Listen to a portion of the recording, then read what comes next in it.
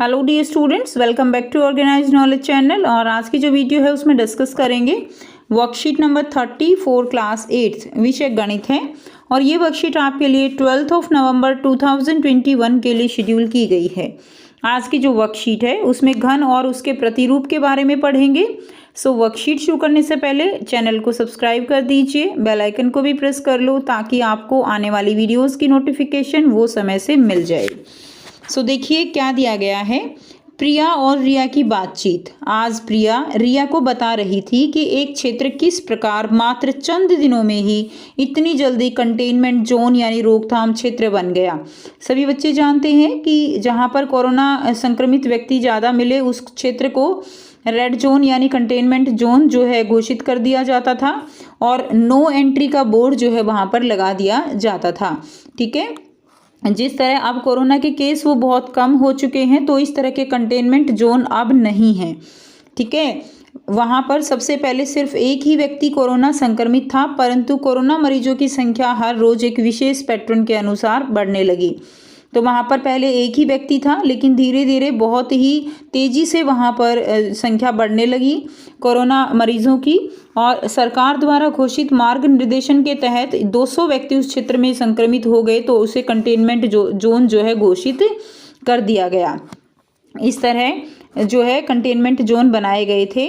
उसके बाद देखिए यह पैटर्न कुछ इस तरह का था। तो पैटर्न क्या था, पहले एक व्यक्ति संक्रमित हुआ तो पहले कितने व्यक्ति हुए, केवल एक व्यक्ति जो है वो संक्रमित हुआ। दूसरे दिन जितनी अगली दो क्रमागत विषम संख्याओं का योग होता है उतने व्यक्ति संक्रमित हुए। यानी पहले जो है एक व्यक्ति हुआ, उसके बाद दो क्रमागत विषम संख्याओं का योग। इससे आगे विषम संख्या कौन सी है, इसके आगे विषम संख्या 3 और उसके बाद है 5। तो अब कितने हो गए, 8 हो गया। ठीक है, तो ये जो है अगर हम यहाँ पे देखें तो एक को हम क्या लिख सकते हैं, 1 का घन लिख सकते हैं। 8 को क्या लिख सकते हैं, 2 का घन लिख सकते हैं। तीसरे दिन जितने अगली 3 क्रमागत विषम संख्याओं का योग होता है उतने व्यक्ति जो है क्या हो गए, संक्रमित हो गए। तो इसके हिसाब से यहाँ पर जो तालिका दी गई है उस पैटर्न को भी समझेंगे। पहले दिन पहली विषम संख्या, ठीक है, कुल योग हो गया 1 और पूर्ण घन रूप में अगर हम लिखें तो 1 का घन लिख सकते हैं। ठीक है, दूसरे दिन अगली 2 क्रमागत विषम संख्याओं का योग उतने व्यक्ति संक्रमित हुए तो अगली 2 क्रमागत विषम संख्याओं का योग 3 + 5 कितना हो गया, 8। तो इसको घन के रूप में लिखेंगे तो 2 का घन हो गया। तीसरे दिन जितना अगले 3 क्रमागत विषम संख्याओं का योग होता है उतने व्यक्ति संक्रमित हुए तो 7, 9, 11 अगली 3 क्रमागत विषम संख्याओं का योग हो गया 27। तो इसको 3 का घन लिख सकते हैं। उसके बाद चौथे दिन अगली 4 क्रमागत विषम संख्याओं का योग होता है उतने व्यक्ति संक्रमित हुए तो 4 क्रमागत संख्याओं का योग 13, 15, 17, 19 हो गया 64। 4 का घन लिख सकते हैं। ठीक है, और इसी तरह यह प्रक्रम आगे जो है वृद्धि करने लगा। और अगर हम इस प्रक्रम को समझें तो अगले 5वें दिन क्या हुआ, अगली 5 क्रमागत विषम संख्याओं का योग जो है हो गया। तो 19 के बाद क्या हो जाएगा, 21, 21 के बाद हो जाएगा यहाँ पे 23, 25, 27 और 29। तो इनका योग कितना हो गया, 125 हो गया। और यहाँ पे हम लिख सकते हैं 5 का घन। ठीक है, तो ये क्रम जो है इस तरह से आप ये टेबल बना के और ये क्रम पूरा कर सकते हो। अब आपको देखिए यहाँ पर एक जो है प्रश्न दिया गया है।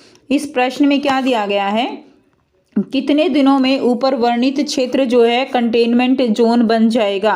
तो देखिए यहाँ पर कितने दिनों में, यानी अगर हम समझें तो 200 व्यक्ति हैं तो 200 व्यक्ति जो है कितने दिनों में संक्रमित हो जाएंगे। अगर यहाँ पर हम देखें इस पैटर्न के अनुसार अगर वृद्धि हो रही है तो देखिए हमने अभी क्या समझा कि 5 का अगर हम 5वें दिन अगर हम देखें तो 5 का घन जितना होता है उतने लोग संक्रमित हो जाते हैं यानी 125। ठीक है, अगर हम छठे दिन देखें तो देखिए कितने व्यक्ति संक्रमित हुए, 2 से 16।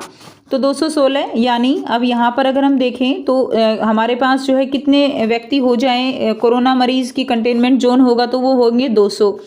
तो यानी छठे दिन जो है जो जोन है वो कैसा हो जाएगा, कंटेनमेंट जोन बन जाएगा।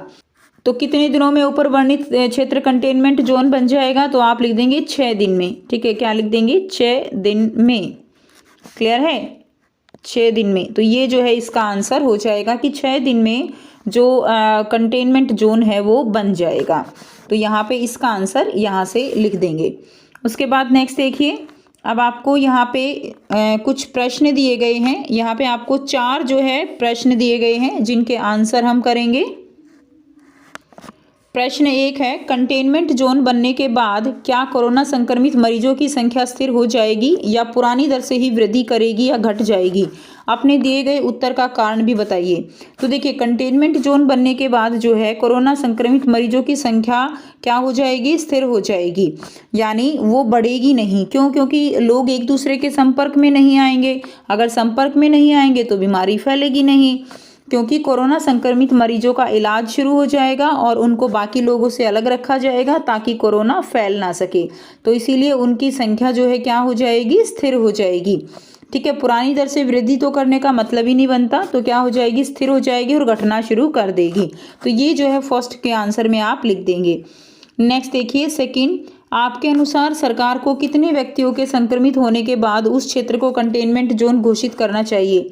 तो देखिए, जो सरकार की गाइडलाइन आई थी उसके अनुसार लगभग 200 व्यक्तियों के संक्रमित होते ही क्षेत्र को कंटेनमेंट जोन जो है वो घोषित कर देना चाहिए। तो वो भी डिपेंड करता है कि वहाँ की पॉपुलेशन कितनी है, लोग कितना एक दूसरे के संपर्क में आते हैं। जो जनसंख्या है उसके अनुसार हो सकता है 100 पे भी करना पड़े, हो सकता है 150 पे भी करना पड़े। तो ऐसा कोई फिक्स जो है इसके लिए रेट नहीं है। ठीक है, तो कोई भी संख्या इसमें हो सकती है अकॉर्डिंग टू वहाँ की पॉपुलेशन। तो यहाँ पे जो है, जो अगर हम सरकार की गाइडलाइन को देखें तो लगभग 200 व्यक्तियों के संक्रमित होते ही क्षेत्र को कंटेनमेंट जोन जो है वो घोषित कर देना चाहिए।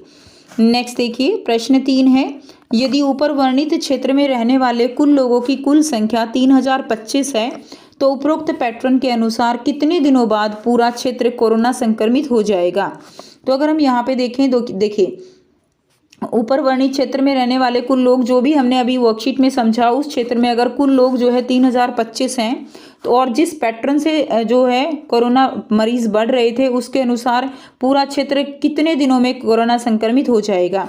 तो हमने देखा कि 14वें दिन, देखिए अगर हम इस पैटर्न को देखें तो पहले दिन जो है क्या है, 1 का घन है, दूसरे दिन 2 के घन के जो है बराबर लोग संक्रमित हो गए, तीसरे दिन जो है 3 के घन के बराबर, चौथे दिन 4 के घन के, 5वें दिन हमने देखा 5 के घन के। ठीक है, तो अगर हम इसी पैटर्न पे समझते हैं तो अगर हम देखें कि 14 के घन जो है वो कितना होता है 2744 और 15 का घन कितना होता है 3375।